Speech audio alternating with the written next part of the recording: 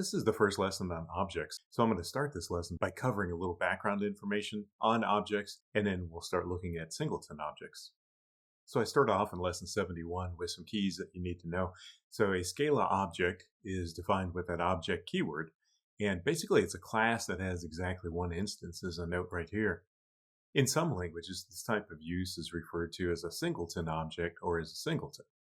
And as I note here, if you happen to be familiar with Java, the end result of using objects as singletons is that they work similar to static members in Java classes. And you'll see what I mean by that in just a few moments. And also in this paragraph, I note something that a friend once said to me, and that's basically that because objects are used as singletons, they're almost like packaging, and in a way they provide a namespace for your code. And I'll show what that means in just a few moments as well. And scrolling down here, there's at least 3 important things to know about objects, and I'm going to demonstrate those in the next several lessons. So this lesson is going to start off looking at singleton objects. Then the next lesson we'll get into companion objects. And then in the third lesson, we'll get into apply methods in companion objects and what those do for you.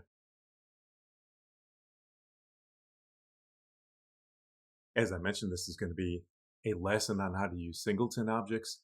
A reason we might use singleton objects is when you want to have exactly only one instance of something.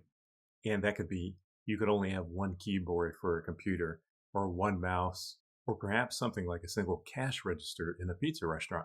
And that's what I show in this code right here. So you create an object just like this. So it's created just like a class or a trait. So instead of using class or trait, we use the object keyword here, then the name of your object. Then you open the object definition with the colon character like that. And then all your members will be inside here. And as you can see, they're all indented. So Scala uses this significant indentation syntax. And I mentioned this early in the lesson, but I prefer 4 characters. So these 2 methods are indented over 4 characters. So I have one method named open, the other one named close, and it just does these things. And hopefully that's the last time I'll say method in this lesson, because I prefer to think of these as functions, because this is a singleton. These to me work more like functions than methods. And the last key here is that because there can only ever be one instance of an object, you don't attempt to create a new instance of it. And instead you just access its members, like I show on this next page right here. So I had cash register defined as an object, and then I access its members like this and like this.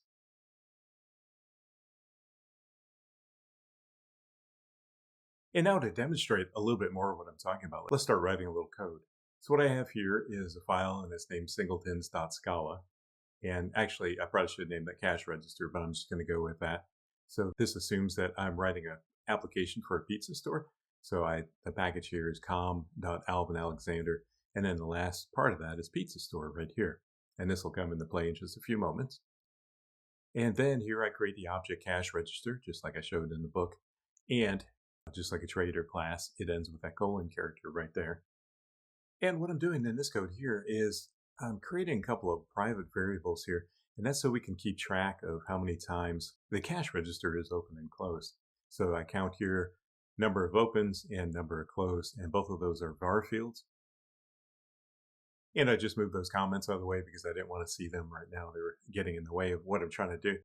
So again, I have these private var fields, then I have these functions, and these functions access those fields. So this function is called open, and it counts the number of opens. So every time this function is called, it increments the number of opens by 1.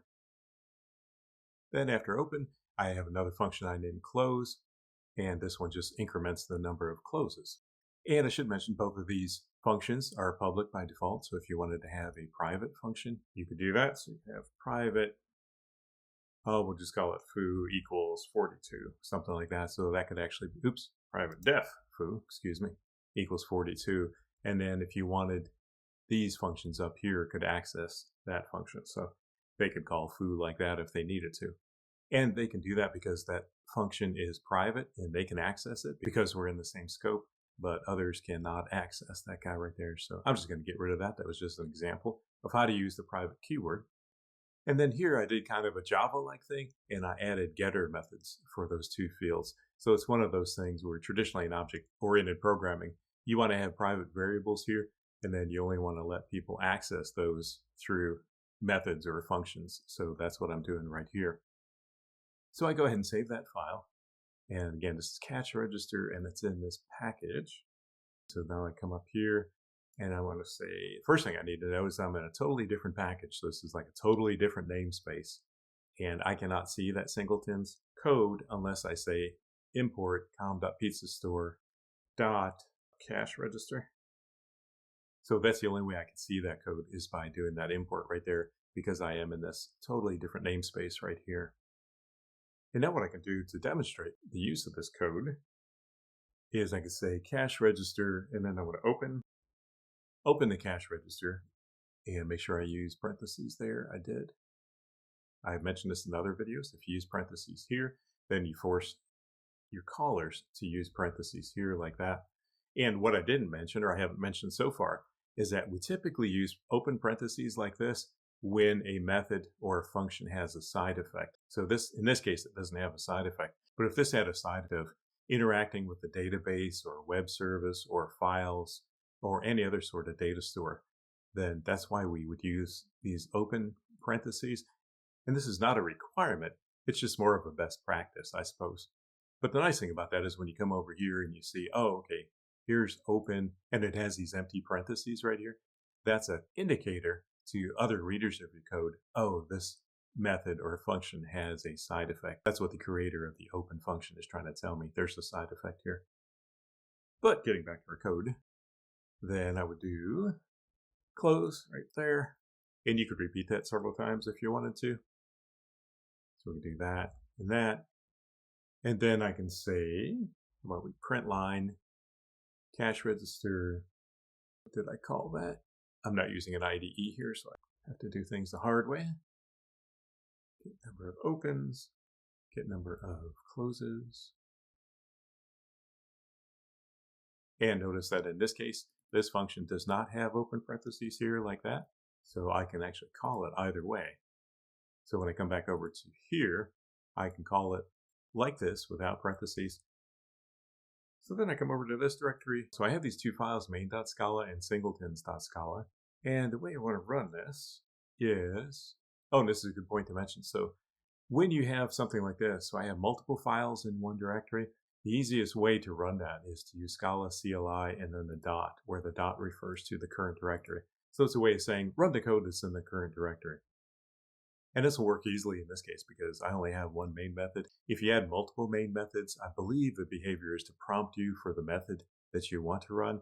Either that or it gives you the output and says, on the command line up here, you must declare the main method. Off the top of my head, I can't remember, but we don't have to worry about that right now. So I just hit enter and run that, and there you see the result.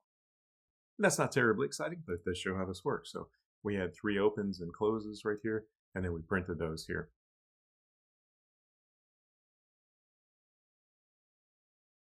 And as a quick recap of what I just did, in this package here, I created an object named cache register. We have these private variables here, and those private variables are used by this function and this function here, as well as these 2 getter functions down here.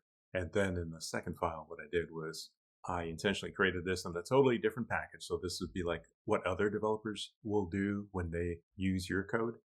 So then I imported the cache register object into my code. And notice that down here that I started everything with the cache register. So it's cache register.open, cache register.close, etc. So everything here is preceded by cache register.